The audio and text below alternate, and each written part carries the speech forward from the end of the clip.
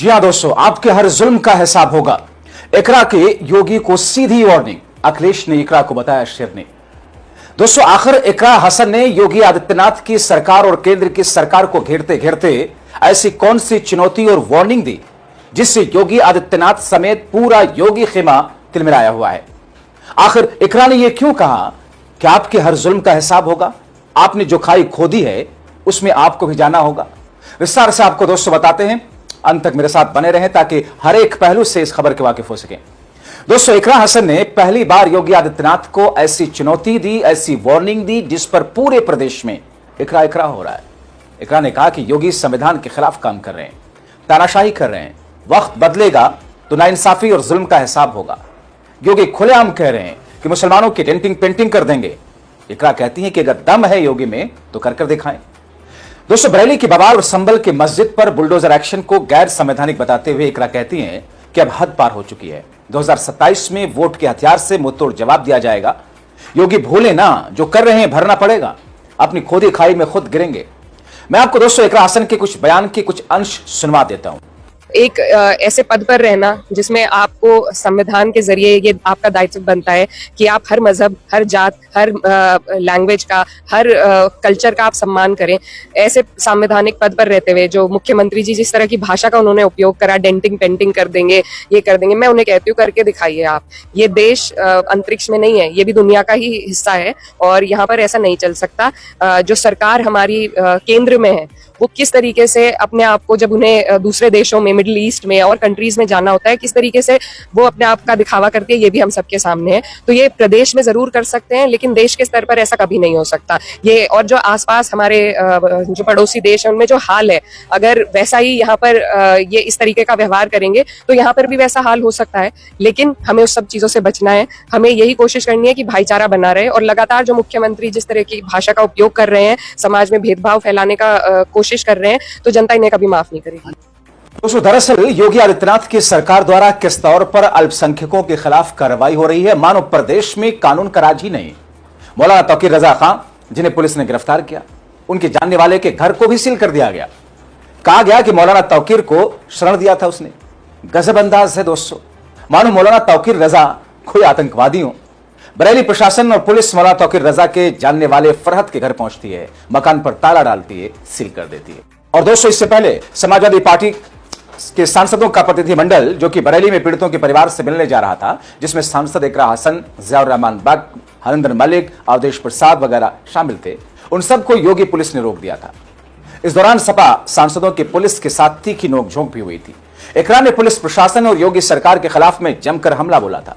Police से झड़प के बाद इकरा हसन ने कहा था, राष्ट्रीय अध्यक्ष अखिलेश यादव के निर्देश पर 15 सांसदों का एक प्रतिनिधिमंडल बरेली में जो कुछ हुआ उसकी सच्चाई और वहां के लोगों के साथ सरकार के इशारे पर पुलिस ने जो कृत्य किया उसे जानने के लिए जा रहा था। हम वहां सिर्फ सच्चाई जानने और लोगों का दुख दर्द बांटने जा रहे थे, माहौल खराब करने नहीं। लेकिन पुलिस ने हमें जबरन रोका, हिरासत में लिया। बीजेपी की सरकार में एक समुदाय विशेष को जबरन निशाना बनाया जा रहा है, जबरन निशाना बनाकर उन्हें प्रताड़ित किया जा रहा है। पुलिस और प्रशासन की शक्तियों का मुसलमानों के खिलाफ योगी सरकार दुरुपयोग कर रही है। योगी खुलेआम कह रहे हैं मुसलमानों की डेंटिंग पेंटिंग कर देंगे, दम है तो करके दिखाएं। इस बीच में भारतीय जनता पार्टी और योगी सरकार ने कुछ मुस्लिमों को अपने पक्ष में भी किया, ऐसी भी खबरें आ रही हैं और उनसे समाजवादी पार्टी और विपक्षी पार्टी के खिलाफ अमन बिगाड़ने का आरोप लगवा रही है। देखिए, ऐसे ही एक मौलाना के भेष में बीजेपी समर्थक निकले, खुद को ऑल इंडिया मुस्लिम जमात के अध्यक्ष बताते हैं। नाम है मौलाना शहाबुद्दीन रिजवी। बरेलवी कहते हैं कि बरेली को संबल नहीं बनने देंगे, सपा अशांति फैला रही है। अब दोस्तों सोचिए, भारतीय जनता पार्टी वाले मौलाना साहब ये कह रहे हैं कि सपा अशांति फैला रही है। मौलाना शहाबुद्दीन रिजवी बरेलवी कहते हैं कि सपा जब भी कहीं जाती है शोर मचाती है, ढोल बजाती है। इनके दिलों में तो ना तो प्यार है ना ही सेवा का भाव। इन्हें पता है कि बरेली में अमन चैन बहाल हो चुका है और अब ये लोग इस अमन चैन को अशांति में बदलने के लिए आ रहे हैं। यह स्थानीय मुद्दा है, स्थानीय लोग इसे सुलझा लेंगे। मैं समाजवादी पार्टी के सभी नेताओं से कहना चाहता हूं कि हम बरेली को संभल नहीं बनने देंगे। पुलिस और प्रशासन को भी बाहरी लोगों के आने पर रोक लगानी चाहिए ताकि इलाके में शांति खतरे में ना पड़े। गजब की पार्टी है भारतीय जनता पार्टी दोस्तों, लेकिन मानना पड़ेगा अल्पसंख्यकों के खिलाफ में बरेली में जो कुछ हुआ, जिसकी गूंज भारतीय जनता पार्टी के आलाकमान तक सुनाई दी, जिसके लिए बीजेपी के अंदर भी एक तरीके से दोफाड़ होती हुई स्थिति दिख रही है, जिसके लिए बीजेपी के नेता ये कह रहे हैं कि योगी पर नकेल कसिए वरना हम इस्तीफा दे देंगे। मगर बीजेपी के समर्थित और बीजेपी के समर्थक मौलानाओं के भेष में, दाढ़ी और टोपी वाले कुछ मौलाना ऐसा कह रहे हैं कि साहब बीजेपी ने तो बहुत अमन और चैन और सुकून फैला रखा है, सपा आकर के वहां पर माहौल खराब करना चाहती है। क्या कहा जाए इसमें? दरअसल दोस्तों ये रणनीति है बीजेपी की। अब चाहे इसे डराकर, लालच देकर या दबाव डालकर उसे पूरा कराए, मगर करा रही है। इकरा कहती हैं संभल में मस्जिद पर बुलडोजर चलवाना सुप्रीम कोर्ट के आदेश का खुला उल्लंघन है, मगर सरकार करा रही है, जबकि बुलडोजर पर सुप्रीम कोर्ट ने रोक लगाई थी। आज उसका भी उल्लंघन किया जा रहा है। दरअसल ऐसा माहौल बिगाड़कर योगी बहुसंख्यकों के एक वर्ग को खुश करना चाहते हैं। जब तक हिंदू मुस्लिम नहीं होगा तब तक बीजेपी सरकार और मुख्यमंत्री की वाहवाही नहीं होगी। संभल में हाल में कराई गई इनकी कार्रवाई ने अल्पसंख्यक समुदाय में आक्रोश पैदा कर दिया। ये सरकार जानबूझ करके इस मुद्दे को उठा रही है क्योंकि इनके पास दिखाने के लिए कुछ नहीं। पूरे 10 साल में ऐसा कोई काम नहीं हुआ जिसे दिखा करके वाहवाही लूट सके। घूम फिर करके इनके पास हिंदू मुस्लिम का एजेंडा आता है। सत्ता का जिस तरीके से दुरुपयोग कर रहे हैं उसका जवाब 2027 में उसका हिसाब इनको देना होगा, इकरा हसन ये कह रही हैं। और दोस्तों ये पहली बार नहीं है जब इकरा हसन ने योगी आदित्यनाथ को चेतावनी, चुनौती और वार्निंग दी हो।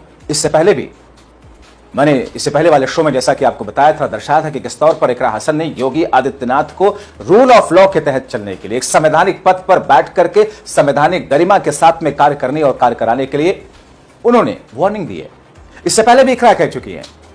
दरअसल दोस्तों इकरा हसन जिस इलाके से, जिस घराना से आती हैं और जो उन्होंने खुद को वहां पर अपनी जो छवि गढ़ी है उसमें मुस्लिम होने के बावजूद सिर्फ मुस्लिमों की नेता वो खुद को नहीं कहती हैं, मुस्लिम सांसद नहीं कहलाती हैं। जितनी एक्सेप्टेंस कैराना में मुस्लिमों के बीच में उनकी है उतनी ही एक्सेप्टेंस कैराना में दूसरे धर्म के लोगों के बीच भी इकरा हसन की है। और यही वजह है कि इकरा हसन को उनका आप वोटिंग का पैटर्न देख लीजिए, जो उनको वोट मिला उसमें मुस्लिमों के साथ साथ में बहुसंख्यकों का भी भरपूर वोट मिला, इसलिए वो जीत करके संसद पहुंची हैं। अब ऐसी स्थिति में दोस्तों इकरा हसन की तारीफ तो खुद भारतीय जनता पार्टी के कई नेता और मंत्री कर चुके हैं, संसद में ऑन रिकॉर्ड कर चुके हैं, धर्मेंद्र प्रधान सरीखे लोग। मगर उत्तर प्रदेश में जो कुछ हो रहा है, बरेली के इस पूरे प्रकरण के बाद में कहीं ना कहीं इकरा हसन मानो योगी आदित्यनाथ को सिर्फ चुनौती और चेतावनी ही नहीं दे रही है, बल्कि लोगों को एक मैसेज दे रही है कि यह सरकार दरअसल देश के माहौल को, प्रदेश के माहौल को किस तौर पर और किधर ले जाने का प्रयास कर रही है और उसके पीछे की मंशा क्या है सरकार की। क्योंकि दोस्तों 27 की बरसात अभी से बिछानी शुरू कर दी गई है और इसमें दो पहलू हैं, एक लखनऊ और दिल्ली के बीच की सीधी लड़ाई और दूसरी भारतीय जनता पार्टी के 2024 के लोकसभा चुनाव के बाद में गिरी हुई साख। ऐसे में बीजेपी का डरना बहुत स्वाभाविक है, इसलिए इकरा भी निडर होकर, बेबाक होकर के सीधी वार्निंग दे रही है। जाहिर तौर पर अब हालात जो कुछ भी इस वक्त हैं वो सब आपके सामने हैं। यह अलग बात है कि योगी की पुलिस ने अल्पसंख्यक समाज के लोगों को जेलों में ठुसवा दिया,